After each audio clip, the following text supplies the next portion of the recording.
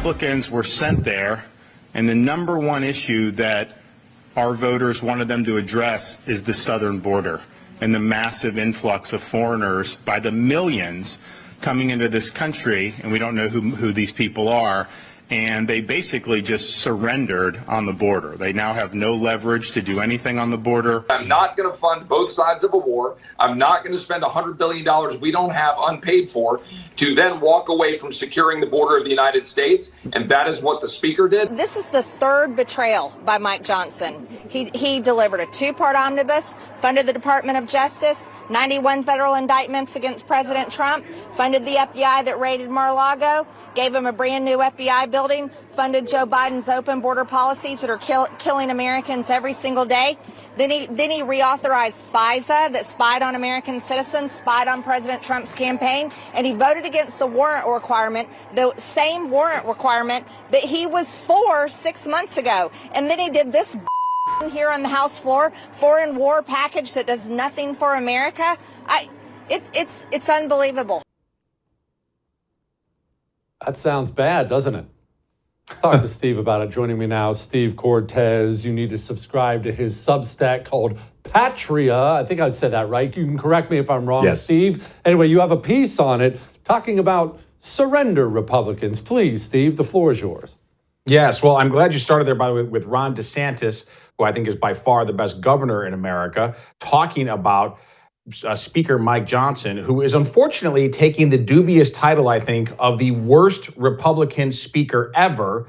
And that's not an easy mark to achieve because previously we had a child molester as a Republican speaker. But Mike Johnson right now is on his way to being even worse than Dennis Hastert. And I say that in part, by the way, because he broke what was previously known as the Hastert rule, which means you do not bring to the floor legislation which your own party, a majority of your own party, does not support. But Mike Johnson did exactly that. He passed funding for Ukraine, which a majority of his own caucus of Republicans opposed. That means that he is, if anything, a decent speaker for the Democrats. I won't say he's a good speaker for them because it doesn't rise to the level of Pelosi when it comes to being a gangster and getting things done for the Democrats, but he's at least getting things done for the Democrats. The reality is Johnson is unfortunately exhibit A right now of why so many people are frustrated in America, so many salt of the earth, America first citizens, because sometimes even when it seems like we win, we lose because our leaders, our feckless leaders like Mike Johnson in Washington, D.C., do not know how to exercise power, and they don't have the backbone when it comes down to when the rubber meets the road. They don't have the backbone to stand on principles that he was enunciating, by the way, as recently as weeks ago. So this isn't like he evolved on policy. This was a capitulation, and it was a Republican surrender.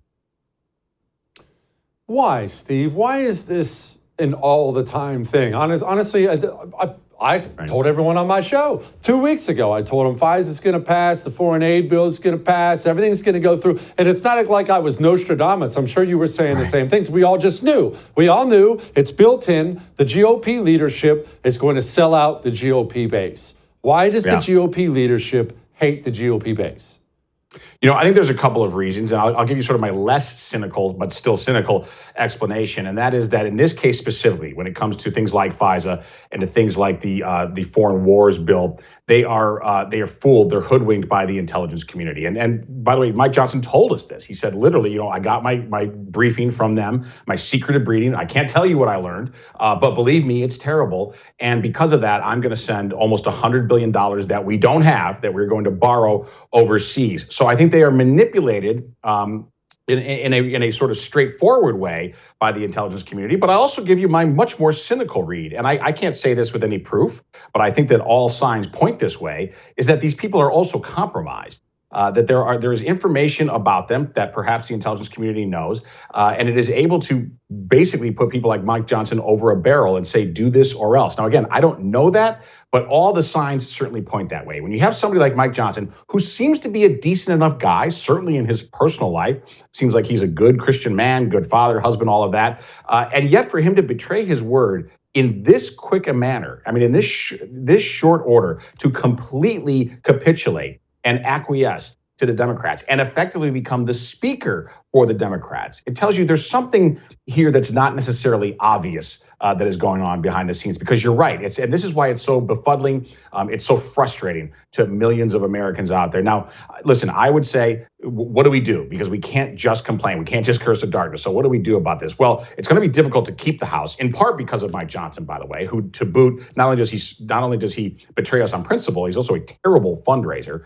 So it's going to be hard to keep the House. But if we do keep the House, it better be with Republican candidates who pledge that they are going to put a real speaker in there, somebody who believes in America first principles, somebody who's not going to prioritize the border of eastern Ukraine over the border of the southern United States. So thankfully, we do at least have an opportunity to try to rectify this as citizens into November.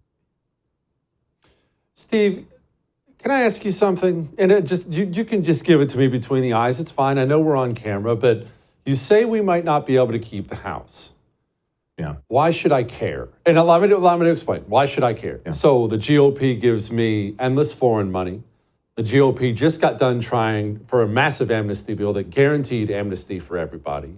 The GOP doesn't even bother fighting culture wars anymore. Hey, we love abortion. Now we don't want to lose elections. Gay marriage for everyone. So the GOP spends more money, frankly, as much or more than Democrats do. They do every single time. I'm going down the list of issue after issue after issue after issue. And I understand that Joe Biden's bad and the Democrats are evil, and I get all that. But why should I sit and lose 1 minute of sleep that the GOP might lose the House of Representatives in November? And I really want you to tell me, Steve, give it to me. Yeah. Why should I give a crap? I hear what you're saying, and generally I would agree with you with this major caveat. And this, I think, is a compelling reason that I hope will motivate the audience out there why we do need a Republican House. Because if Hakeem Jeffries is the Speaker of the House and Donald Trump is the President of the United States, and I believe both those things are probably going to happen given current trajectories, if that happens, they are going to impeach Donald Trump in a nanosecond, particularly if Donald Trump is convicted in New York, which I think he will be in this circus kangaroo court sham trial that's going on in New York City. If he is convicted, they will have at least a pretense of a reason, a patent that they can use to engage immediately in impeachment proceedings. And I don't want Donald Trump to take office for his second term, which I think can be really, really effective. And I think in many ways better than his first term was. But if he is immediately thrown into impeachment, which I think he would be if the Democrats control the House, then it will be incredibly difficult for him to get things done. It would be almost like the Russia hoax was during the first administration. So that would be my most compelling argument. I agreed with you. I can't come up with many other ones, but I think that's a really important reason why we should keep the House and absolutely, though, elect a new speaker if we do keep the House, not feckless Mike Johnson.